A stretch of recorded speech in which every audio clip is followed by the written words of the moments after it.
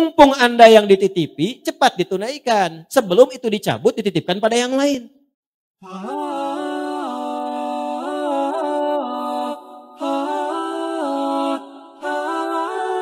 Dan kalau sudah sholatnya bagus itu nanti akan ada pancaran.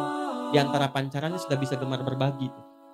Kalau sholatnya sudah bagus, nggak harus dengan harta. Jangan selalu diartikan dengan harta.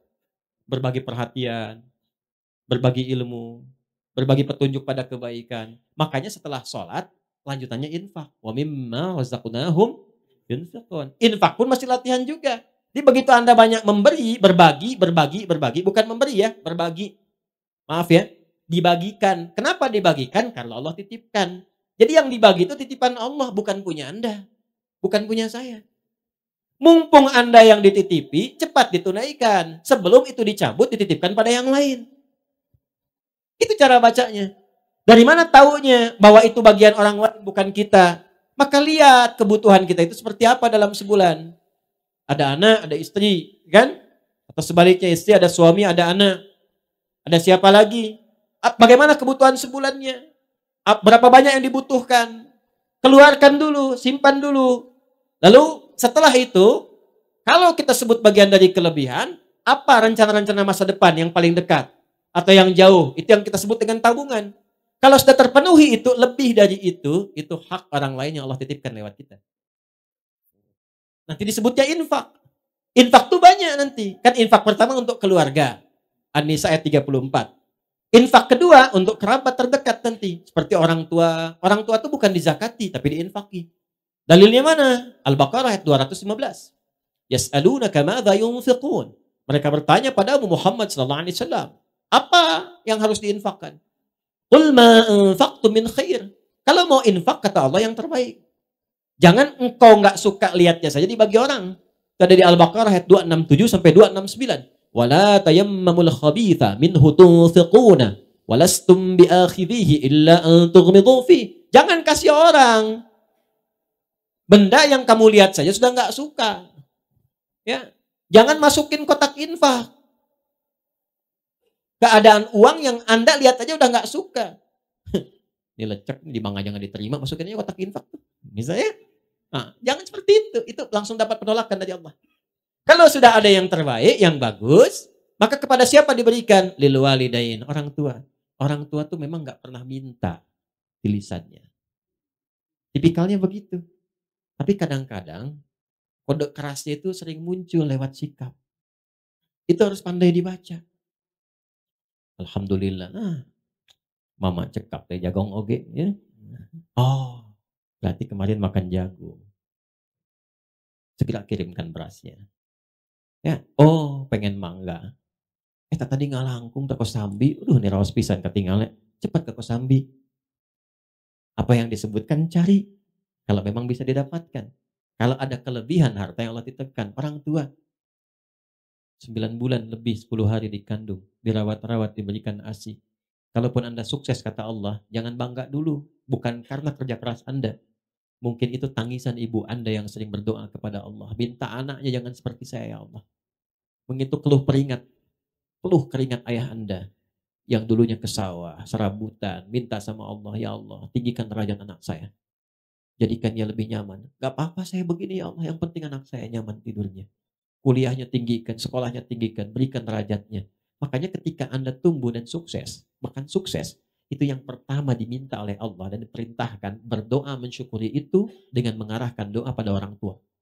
Qala rabbi auzi'ni an ashkura ni'mataka allati an'amta wa ala walidayya. Itu ada di Quran surah 46 ayat ke-15. Kalau Anda merasa udah usia 40 tahun bahkan udah sukses, udah hebat, jangan membanggakan usaha Anda kata Allah. Mungkin itu saham terbesarnya adalah amalan orang tua Anda. Maka dari itu, kalau belum mampu memberikan sesuatu yang, ya, kalau membalas itu nggak mungkin. Yang bisa dilakukan adalah memberikan kasih yang sekiranya mendekati apa yang bisa dilakukan. Ada seorang anak mengatakan pada orang tuanya, setelah dia memberikan bakti luar biasa. Ya, jadi ini kisah nyata.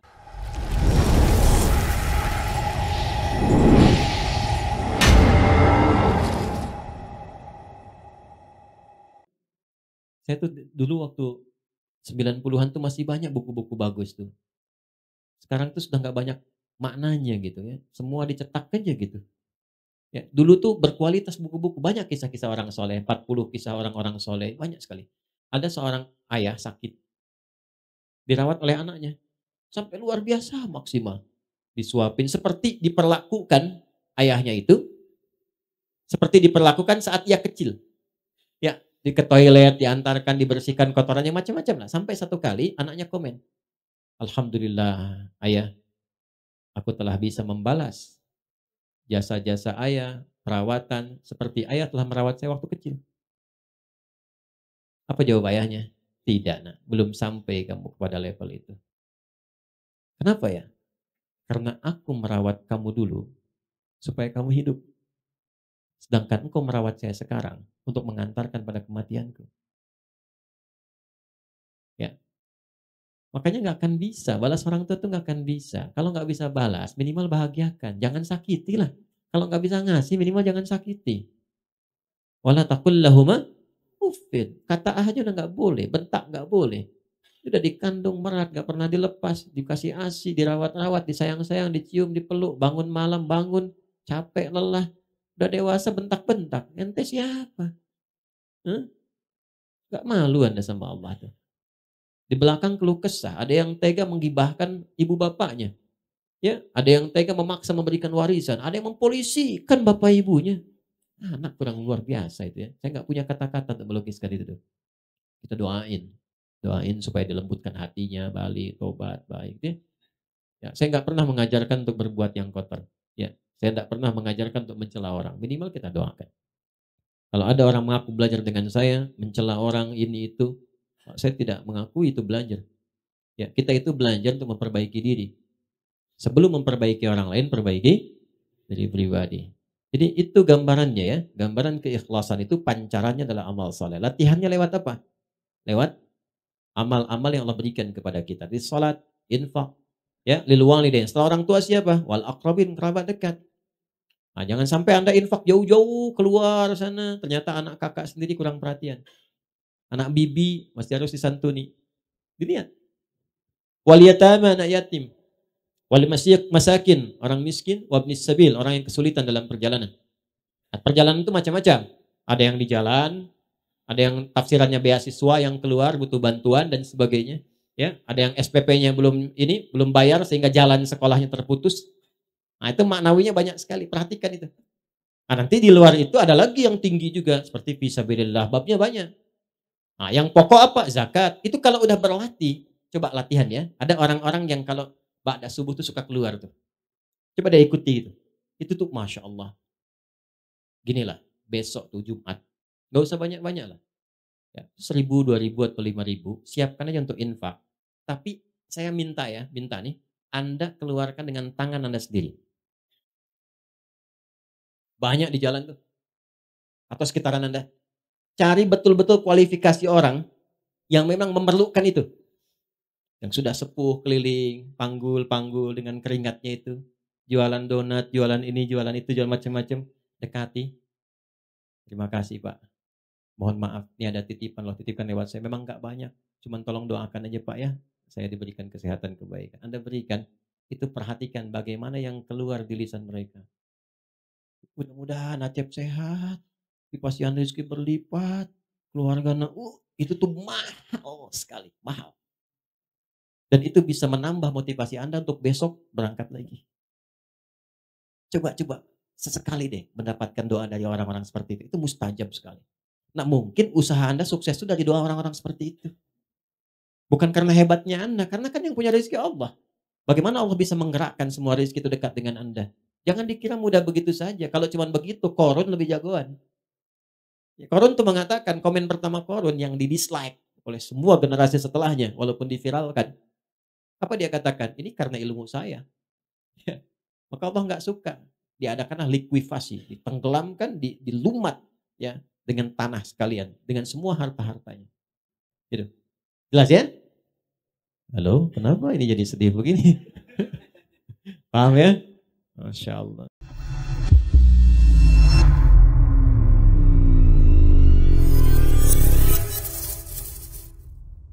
Dalam ceramahnya, Ustaz Adi Hidayat menekankan pentingnya menjaga amanah yang telah dititipkan oleh Allah. Ia menyampaikan bahwa segala sesuatu yang dimiliki manusia, seperti harta, ilmu, atau perhatian, adalah titipan dari Allah yang harus dibagikan kepada orang lain. Ketika seseorang telah memperbaiki salatnya, ia akan memiliki pancaran kebaikan, termasuk keinginan untuk berbagi, baik melalui harta maupun bentuk perhatian dan ilmu. Membagikan titipan Allah ini harus dilakukan dengan penuh keikhlasan dan kesadaran bahwa kelebihan yang dimiliki sebenarnya adalah hak orang lain yang harus ditunaikan. Ia juga menyoroti prioritas dalam berbagi, dimulai dari keluarga, kerabat terdekat, hingga orang-orang yang membutuhkan. Dalam memberikan infak, Ustaz Adi menekankan pentingnya memberi dari yang terbaik, bukan dari sesuatu yang tidak disukai. Ia mengingatkan bahwa perhatian kepada orang tua adalah prioritas utama karena mereka telah berkorban dengan cinta dan doa yang tulus untuk anak-anaknya. Sebagai balasan, anak diminta untuk berbakti, tidak menyakiti hati orang tua, dan berusaha membahagiakan mereka. Bahkan jika tidak mampu memberikan materi, anak bisa membalas dengan perhatian dan kasih sayang. Terakhir, Ustaz Adi mengingatkan tentang pentingnya berbuat baik kepada orang lain, termasuk membantu mereka yang membutuhkan dengan cara yang langsung dan tulus. Ia mencontohkan, meskipun hanya memberikan bantuan kecil, seperti kepada pedagang tua atau orang yang berjuang untuk hidup, doa yang keluar dari mereka memiliki kekuatan besar yang dapat membawa keberkahan dalam hidup. Ia menekankan bahwa kesuksesan seseorang seringkali tidak hanya berasal dari usaha pribadinya, tetapi juga dari doa orang-orang di sekitarnya, terutama orang tua dan mereka yang terbantu oleh kebaikan kita.